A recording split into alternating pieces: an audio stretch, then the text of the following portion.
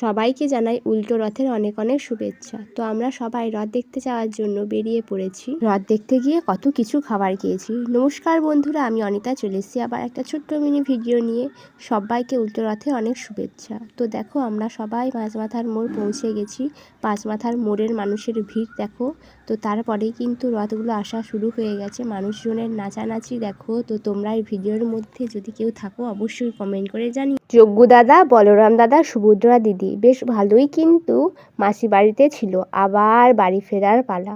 তো মানুষজনের নাচ দেখো। যাই হোক, রথের দড়িটা টানাও কিন্তু ভাগ্যের ব্যাপার। সবাই কিন্তু এই রথের দড়ি টানতে পারে না। আর তোমরা কারা কারা ঝাড়গ্রাম থেকে ভিডিওটা দেখছো অবশ্যই কমেন্ট করে জানাবে। আর তোমরা কারা কারা রথ দেখতে গেছিলে সেটা তো অবশ্যই কমেন্ট করে জানাবে। এখানে দেখো কত বাতাসা ছড়াচ্ছে।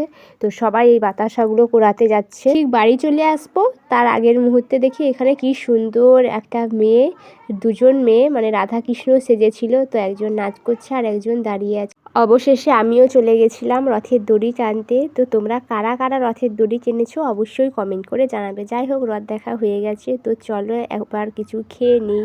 তো এখানে সবার প্রথমেই একটা তেলে ভাজার দোকানে চলে এসেছিলাম। তো এখানে খাওয়া দাওয়া করে চলে গেছিলাম মোমোর দোকান।